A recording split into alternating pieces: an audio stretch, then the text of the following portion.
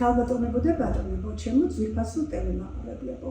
ვაგრძელებთ საავტორო გადაცემათა ციკლს საუბრები ჟურნალისტიკაზე, სიმართლე სიკეთით. დღევანდელი გადაცემის სტუმარია ჩვენი დიდი მეგობარი გაერთიანებული სამეფოდან, ტექნიკურ მეცნიერებათა დოქტორი, ბაკინგემის უნივერსიტეტის საპატიო პროფესორი, სამეცნიერო ჟურნალის, მათ შორის ინტერდისციპლინური, ორენოვანი, საერთაშორისო კვლევითი სამეცნიერო ჟურნალ ბრამსის სარედაქციო საბჭოს თავმჯდომარე ბატონი ჯერემი რამსდენი. ბატონ რამსდენს უკვე კარგად იცნობს ჩემი საავტორო გადაცემის მაყურებელი, საქართველოში მისი წინა ვიზიტის დროს მეტად საინტერესო და საქმიანი საუბრიდან მეცნიერების, განათლების, ბეჭდური მედიის პრობლემებზე, პოლიტიკისა და საერთაშორისო ვითარების მდგომარეობაზე თანამედროვე მსოფლიოში. ბატონი ჯერემი კვლავ საქართველოშია საქმიანი ვიზიტით და მიუხედავად შეხვედრებით, სამეცნიერო საქმიანობით, მასტერკლასებით, გადაწყვეტილი გრაფიკისა, ხალისით დათანხმდა ჩვენთან მორიგ ინტერვიუზე. მოგესალმებით პროფესორო რამსდენ, დიდი მადლობა ჩვენს გადაცემაში სტუმრობისა და საინტერესო საუბრის პერსპექტივისთვის. Well, thank you in turn for this invitation, and it's a pleasure and a privilege to be here again. People say that travel broadens the mind, and it seems only fair that the traveller should reciprocate by sharing some insight from his or her home country when he is travelling. სამყარო თითქოს საყოველთაო არჩევნებმა მოიცვა. დიდ ბრიტანეთში ცხელი ზაფხული ჰქონდათ არჩევნების გაწამაწევის გამო.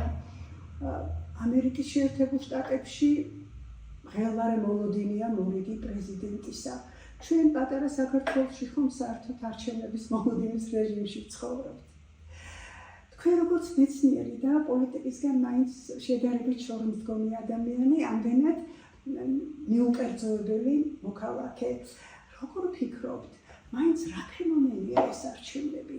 ღირს კი მის გამო ამდენი დავიდარება, ყველანაირი რესურსის, ფინანსურის, ინტელექტუალურის, ბოლოს და ბოლოს პოლიტიკოსთა და მოქალაქეთა მოსახლეობის ნერვების ხარჯვა. განა რაიმეს არსებითად ცვლის არჩევნები ქვეყნის ერის ცხოვრებაში? Well, of course, the first thought that comes to me is really Plato's idea of the philosopher king, which I firmly reject.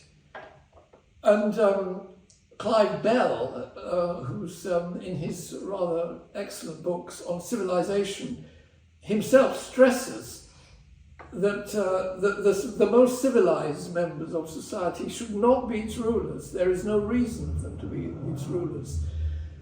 But of course, it's all very well saying who should not be the ruler. That begs the question, who should be the ruler? And what is ruling anyway? Now, when I try to answer this question, I think of some words from another scientist, one of my professors actually at Cambridge, A.B. Pippard, sometime Cavendish professor of physics. And he like me, he was not engaged politically. But in his excellent book, Response and Stability, he adds a few words at the end of some of the chapters on implications of unstable nonlinear systems.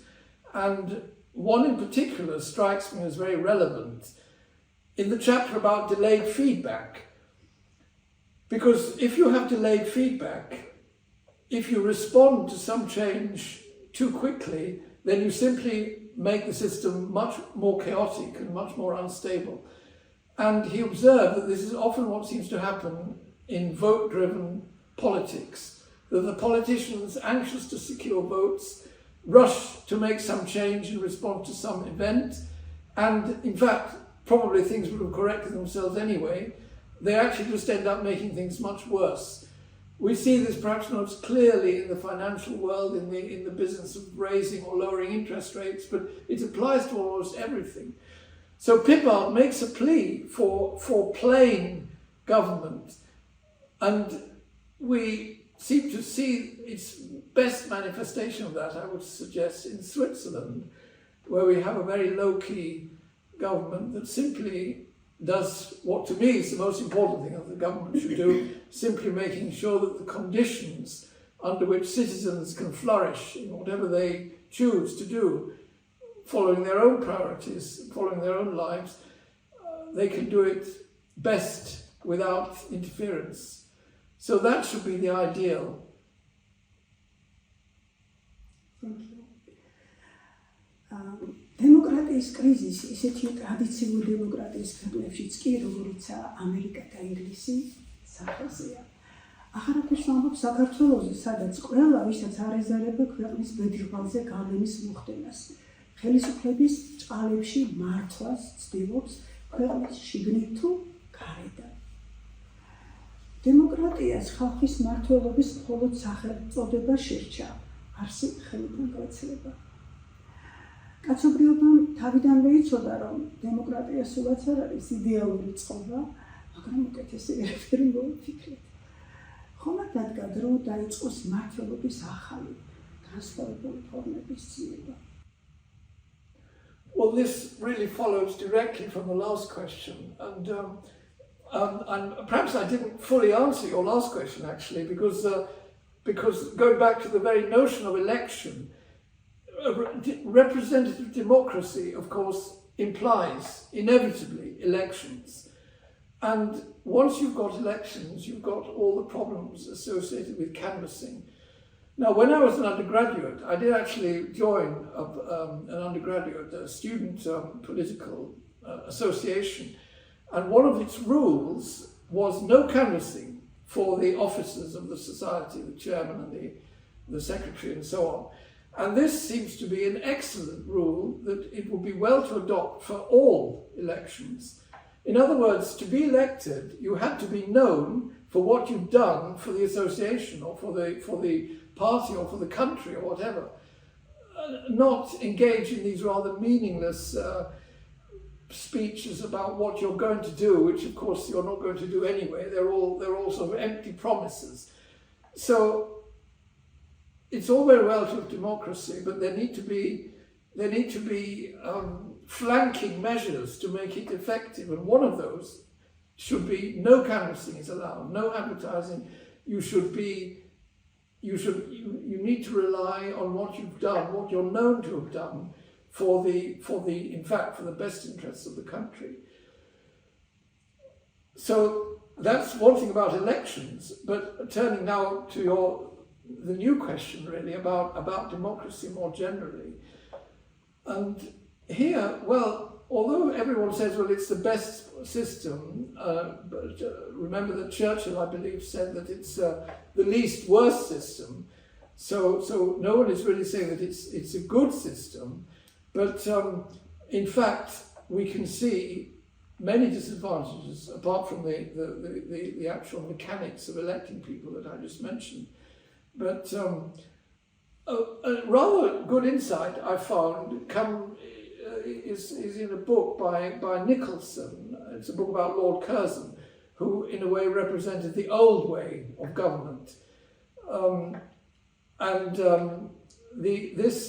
to this old way, those in government simply acted for the ultimate interests of the country, of the nation.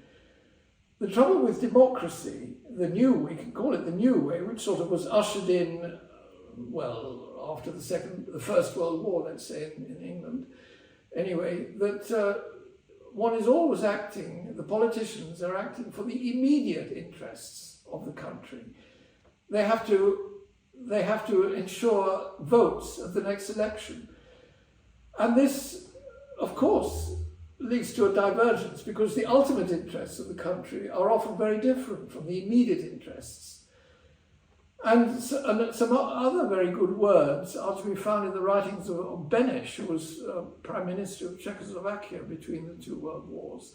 And he writes really a scathing criticism of the flaws of democracy, particularly the slowness with which everything gets done, the endless sort of compromising and finding really a solution that satisfies no one in the end. And we can see all of these in play. If you look at the effects of foreign policy, particularly in Britain, British foreign policy, the outcomes, once it moved into the democratic phase following the First World War, were really very often not in the best interests, certainly not in the best ultimate interests of Britain at all. In fact, we practically walked, almost sleepwalked into a terrible, catastrophic war, the Second World War, because of these failings. So can it be remedied? Well, already the no canvassing rule may help to temper the excesses of some of those who come into office. And one might add that it should be a disqualification if someone is overly eager to occupy one of these great offices. And we see examples of that. In fact, the recent Prime Minister, Theresa May, was, when she was 12 years old, she was asked in school, what would she like to be when she was grown up? And she said, I want to be Prime Minister. So she clearly had a long-standing ambition, but her rule was not actually very effective, not really good for the country. როცა დამოუკიდებლობისთვის საბჭოური რეჟიმისგან თავის დაღწევისთვის ვიბრძოდით და უზარმაზარი მსხვერპლიც გაიღო პატარა საქართველო ამ მომწდან ჭირილში, იმედი ჰქონდა, რომ 21 საუკუნის ცივილიზებული სამყარო პატივისცემით მოეკიდებოდა ჩვენსაც და ზოგადად ყოველი ერის დამოუკიდებლობის სურვილსა და უფლებას. როგორც ჩანს, ჯერ სამყარო ძალზე შორსაა ასეთი ჰუმანიზმისგან. საბჭოთა იმპერიის გრევის შემდგომ განვითარებულმა მოვლენებაც დაადასტურა და ამას დღევანდელი კოშმარიც ცალსახად მოწმობს უკრაინასა თუ პალესტინა ისრაელის მაგალითზე. როგორ ფიქრობთ, ჯერ კიდევ შორსაა მსოფლიო მე-12 საუკუნეში რუსთაველის მიერ ნაოცნებარი ხადამგელი ერთად ზოლდეს პრინციპიდან სახელმწიფოთა შორის ურთიერთობაში დიდი იქნება თუ მცირე სახელმწიფო. კიდევ დიდხანს იბატონებს ძალის პოლიტიკა ჩვენს პლანეტაზე და ჯერი. როგორ ფიქრობთ? Well, this is a very profound question, and I certainly very strongly uphold the right to self-determination. And we see so many problems that have arisen because of denial of this right. I don't think I even need to enumerate them. And not only unhappiness and misery, but also then extreme acts of terrorism from those who try to restore what they think is their natural right. Now, what is the solution? How can we make a meaningful change? Well, I would say that we even have the seeds of that in Europe, at any rate, in the shape of the European Union, because it only has meaning to me if the big nation states fall away, they wither away, they're really unnecessary. France, Italy, Germany. I mean, particularly Germany and Italy are only recently become sort of large unified countries. They are actually historically made up of much smaller entities. And that one of the main troubles in Europe today is the imbalance between the sizes of countries. We have Germany, which is really dominating, and then we have many small countries which for one reason or another are often in a not very favourable situation. Now, of course, the EU is becoming increasingly unpopular, and to me, it would make sense to have a supranational organisation like the EU if it made the existence of some of these historic big countries redundant, so that their functions were taken over by the supranational body, and every entity then under that supranational body was more or less the same size. So we have, for example, Bavaria. I believe Bavaria anyway has its own offices in Brussels even now, and that would be one of the biggest countries. There would not be great differences then between these regions, or whatever you want to call them. That would give a possible meaning to an entity like the EU, rather than imposing a centralized direction on many areas of life, which actually do not even concern anyone beyond the private citizen.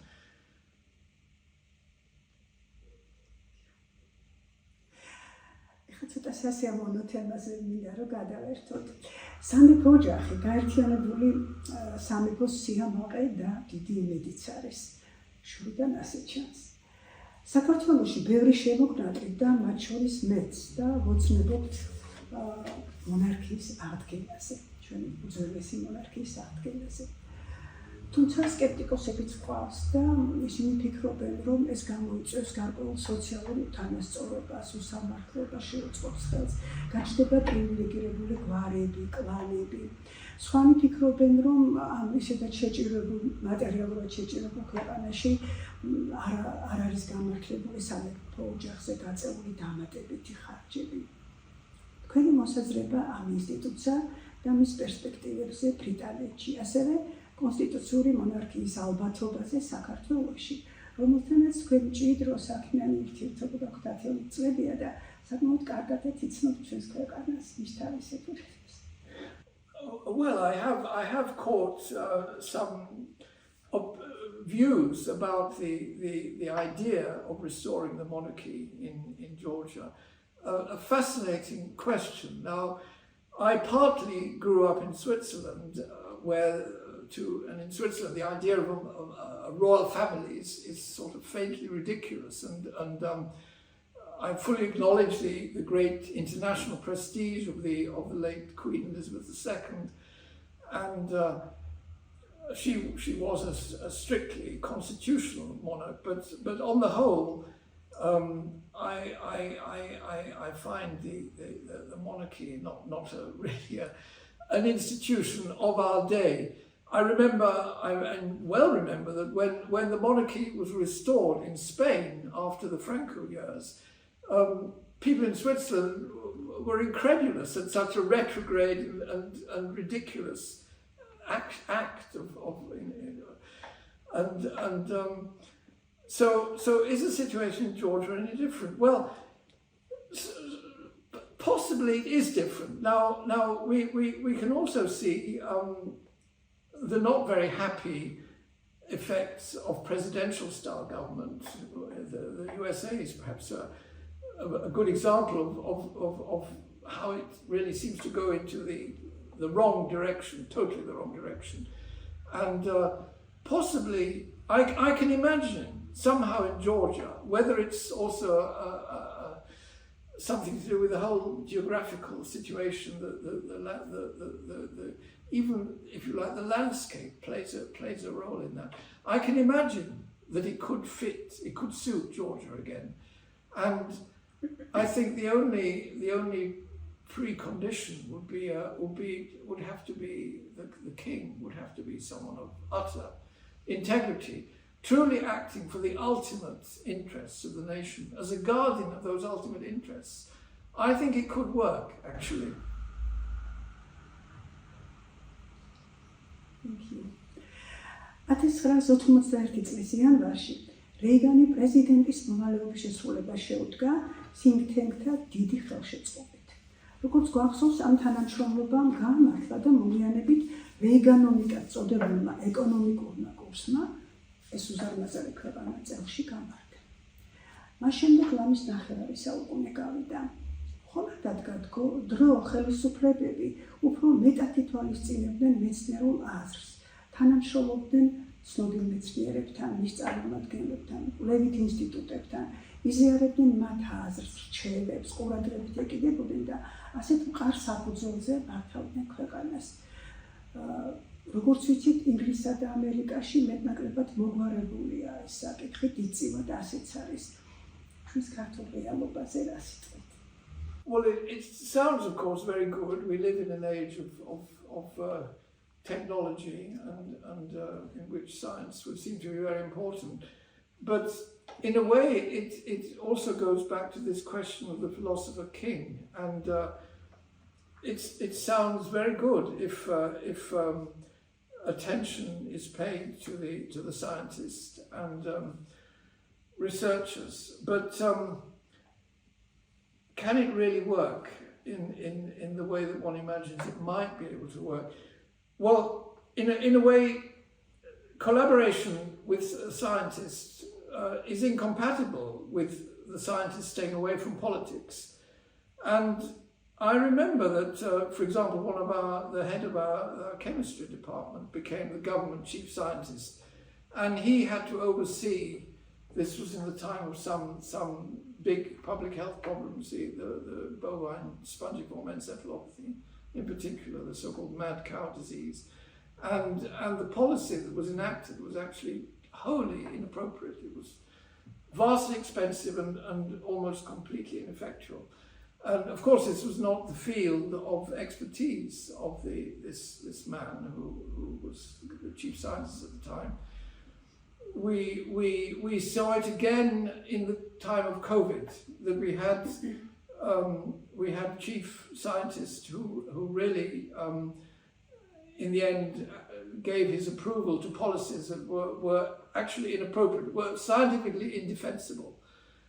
And the problem is that in that position, it is extraordinarily difficult to follow that quality of a scientist, which Richard Feynman has very eloquently written about, the quality of integrity. A scientist has to look at all sides of an argument, both those for what he thinks, or he or she thinks might be the right thing, and against. And that one side cannot be neglected at the expense of the other. Very unlike the mentality of the lawyer, of course, who quite happily marshals only those arguments favourable to his or her side of the case. Because in the court of law, it can be assumed that the other side will take up the other side of the case and bring the other evidence. But the scientist has to, if the scientist is to retain integrity, the scientist must look at all sides of the case. And this was only too clearly not done in the COVID pandemic, for example, that one particular line of thinking was followed, and to the woeful neglect of alternative approaches, and consideration of these alternative approaches could have led to a more sensible outcome. So the plain answer is really no. That doesn't seem to lead to a better policy. In fact, many people were then criticizing criticizing policy during COVID by saying too much attention had been given to the scientists. Unfortunately, those scientists were not acting with integrity and were not giving us the whole picture, which, for the reason I mentioned, is really inevitable in such a position. But the problem really goes far deeper than that. The problem really goes back to those two cultures about which C.P. Snow gave a very famous lecture. The Two Cultures was the name. The Reed lecture was around 1960. And strangely enough, I've been thinking about that again quite recently, and it seems we do very much still have these two cultures.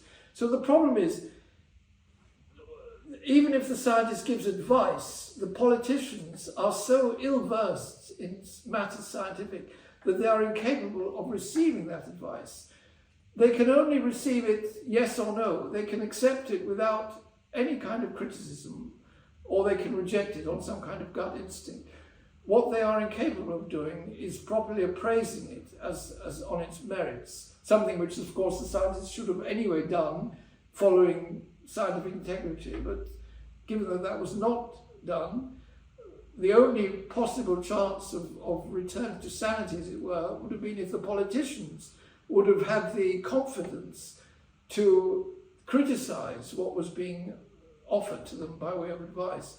But because of the continuing and very regrettable existence of this gulf between the two cultures, the humanities and the sciences, they were incapable of doing that. So that remains, in our own time, now, it remains a very urgent task to try and bridge these two cultures. We very much need the humanities to have some acquaintance with the sciences, just like, of course, we want the sciences to be acquainted with the humanities as well. But as C.P. Snow remarked in his lecture, I have on occasions at gatherings, social gatherings, I've asked someone to tell me what is the second law of thermodynamics, which is the scientific equivalent of asking someone what are the works of Shakespeare, what is the best, the most famous play of Shakespeare, if you like. This question about the second law of thermodynamics generally raised indifference or even hostility. And he went on then to extend the experiment to ask things like what is pressure, what is even more basic scientific notions. And this is the scientific equivalent of asking someone, can you read? Unfortunately, and my experience corroborates it, most non-scientists cannot give a coherent answer to the question, what is pressure, for example, let alone what is the second law of thermodynamics. So we still have an enormous lot of work to do. So this is what the scientists should somehow strive to bring about, this bridging of the two cultures, to acquaint those in the humanities with some of the fundamental tenets of science. ფუნდამენტურ მეცნიერებათა ხვედრი ზოგადად 21 საუკუნეში ხომ არ დააკლინა მათი მნიშვნელობა და პრესტიჟი პრაგმატულმა ეპოქამ, როცა უმთავრესი მოთხოვნა დღესვე ახლავე დაიდო შედეგი, რაც უმეტესად მატერიალურ მოგებას გულისხმობს. როგორც ცნობილია, ფუნდამენტურ მეცნიერებაში წლები, ათეული წლებია საჭირო, რომ იქეთ დააფინანსოს მეცნიერება, ვიდრე შედეგს მიიღებდეთ. ასე პირდაპირ შედეგი თეორიულადაც კი დაუშვებელია, ხომ? პირიქით ძვირი ფუფუნებაა ფუნდამენტური მეცნიერება და მისი, მაგრამ პრესტიჟულია ნებისმიერი თანაუყარე ქვეყნისთვის. თქვენ წინა ინტერვიუში ბრძანეთ, რომ ინგლისში 2023 წლის იანვრიდან არსებობს მოწინავე კვლევებისა და გამოგონებების სააგენტო ARIA, სხვაც არაერთი სამთავრობო სააგენტო, და რომ ბრიტანეთის მთავრობა მზადაა ყოველწლიურად 20,000 მილიონი გილოანქა სტერლინგით დააფინანსოს ეროვნული მეცნიერება. ასე რომ შეიძლება ითქვას, ეს პრობლემა საკმაოდ მოგვარებული გაქვთ. საქართველოში მეტნაკლები წარმატებით ფუნქციონირებს თქვენთვის კარგად ნაცნობი რუსთაველის ფონდი, რომელსაც ხელისუფლება საკმაოდ ხელს უწყობს და ეხმარება, მაგრამ ეს პრობლემის გადაჭრას მაინც არ შველის და უამრავი პრობლემაა ჩვენთან მეცნიერების განვითარების თვალსაზრისით. ხომ არა მოსალოდნელი, რომ ბრიტანეთში ხელისუფლების შეცვლამ რაიმე გავლენა იქონიოს მეცნიერების ფინანსურ მხარდაჭერაზე, როგორც ცნობილი გახდა, სამხედრო დაფინანსების მნიშვნელოვნად შემცირებას აპირებენ. ხომ არ გავრცელდება ეს მეცნიერებაზეც? ხომ არ არის ამის საშიშროება? Well, there was a lot of excitement when the new government was elected, and everyone felt it could hardly be worse than the old one. And maybe it's still too early to tell. And I hadn't heard anything about defence cuts. Maybe I just missed that news, but I do remember when my father once, he was working on rockets for the then British space programme, and to his profound regret, this programme was actually scrapped, despite having been very successful. And the work was diverted into missiles for defence systems. And so defence tends to have been prioritised over basic science, as it were. But we did have, under the previous government, as you mentioned, we had this initiative, which I don't know if it will be followed, but this astonishing sum, £20,000 million annually for science in over the next few years, each year, that sum to be spent on science, which sounds excellent. But the question is, how will it be spent?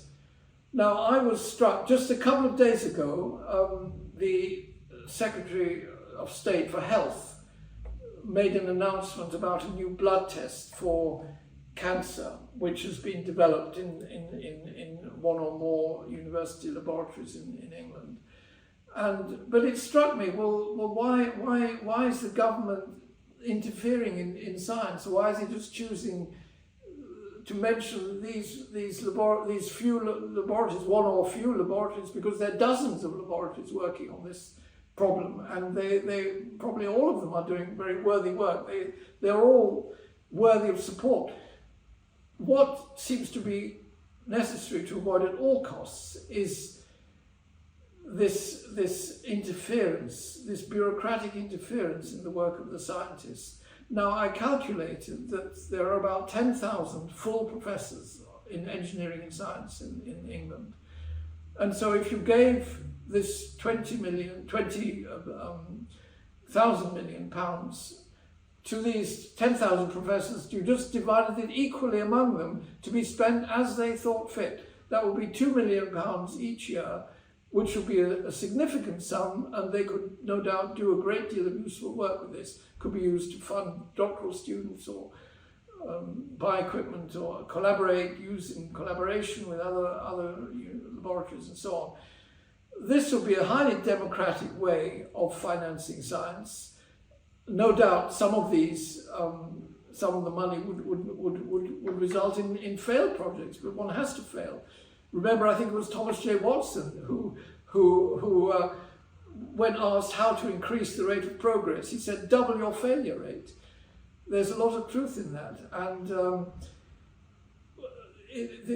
to become a full professor in England is no easy thing. One has to go through many degrees of selection, apart from the initial selection of getting your university place, passing your degrees, your higher degrees and so on, and then getting appointment,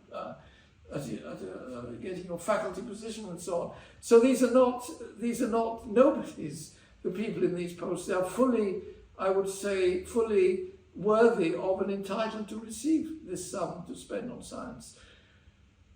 But unless something like that is done, I do not have very strong hopes for the efforts to revive or increase the importance of science. Of course, the pure science is only part of the story. One also needs people, the commercial side, investors, to spot promising products that could be brought to market and invest in them, put their money in them. And mostly, investment in science is incredibly rewarding, yields very high returns of hundreds or thousands of %. So it looks to be a very worthwhile investment. The trouble is that there are also opportunities in parallel, mainly in land and development, which can offer returns of tens of thousands or even 1,000,000 %. There was a recent very prominent case in the north of England, in the Tees Works, the biggest development site in Europe. The return on the investment from a group of entrepreneurs who bought some land very cheaply and then resold it and redeveloped it was something like 1,000,000 %. So of course science cannot compete with that. So what we need is a combination of an equitable distribution of resources without bureaucracy among those who are already qualified to spend the money, and then closing those pathways that divert so much valuable resources away from where it could be spent in improving science and technology and applying science and technology. Thank you. მედიის ეწოდება მეოთხე ხელისუფლება ინგლისური წარმომავლობისაა. როგორც ცნობილია, ინგლისელმა პარლამენტარმა ედმუნდ ბერგმა გამოიტანა პირველად ეს მეტაფორა ჟურნალისტების მისამართით ჯერ კიდევ მე-18 საუკუნეში. მას შემდეგ ჟურნალისტები სულ ვამაყობთ ამ ხელის ეწოდებით და ვცდილობთ, რომ ვცდილობდით ყოველ შემთხვევაში ყოფილიყავით შესაბამისები ამ ზეწოდებისა. დღევანდელი მედია საქართველოში დიდწილად დაშორდა ამ პრესტიჟულ შეფასებას. ინგლისში როგორია ჟურნალისტიკის საქმე? Well, this is also, of course, a very pertinent issue, and I have to say that the present outlook does not look too favourable to me. I remember quite a long time ago, probably more than 10 years, it may have been 20 years ago even, a literary friend of mine remarking that he thought journalists were among the leading intellectuals of the day. Actually, they really were at the cutting edge of thought, and perhaps at that time he was right. But nowadays we have we have a very different picture. I actually very symptomatic was the resignation about 2 years ago of the distinguished journalist Peter Oborne from the Daily Telegraph because of the loss of editorial integrity of the paper. And the Daily Telegraph used to be one of the quality newspapers, but I scarcely think that it fulfills that role nowadays. But we see everywhere the same decline. Perhaps the best daily paper in England is the Financial Times, but it's actually owned by a Japanese company nowadays. And on the continent, the same. Some of the best titles have simply disappeared. When I was studying in Lausanne, we had the admirable Gazette de Lausanne, which must have had a fairly small circulation because it really was centered on the city of Lausanne and the surrounding areas. But an amazingly high quality of journalism. And then we have the Neue Zürcher Zeitung, probably still the best quality German language newspaper, but again, I do not think it has the quality that it used to have 10 or even 20 years ago. Alas, I used to regularly read it just for its science columns. They were so informative that it actually saved me having to read the journals in some areas of science. But it has not got the strength today as it had. So, alas, I do not think journalism does have the same prestige and quality that it used to have. In a way, it boils down to integrity. These journalists used to dig out every facet of the story. It's a bit like the scientists and the scientists' integrity. They tried to find out every aspect of the story, not just one side of it. That is the trap in which it seems to me many journalists today fall when you read the newspapers, and as a result, the newspapers are not even terribly interesting to read anymore because they lack this roundedness, this integrity of exposition that used to be omnipresent in the best quality newspapers. So I don't know here what the solution is. Of course, there's such great competition now from social media, blogs, any kind of internet-based material. I don't know the answer, but I do very firmly have the impression that the quality of journalism today is less high than it used to be, regrettably so. Thank you so much. დიდი მადლობა საინტერესო საუბრისათვის და სტუდიაში სტუმრობისათვის. მომავალ შეხვედრამდე. Thank you very much. It's always a pleasure to be here. მომავალ ხუთშაბათამდე გემშვიდობებით, ჩემო ძვირფასო დევნაყ.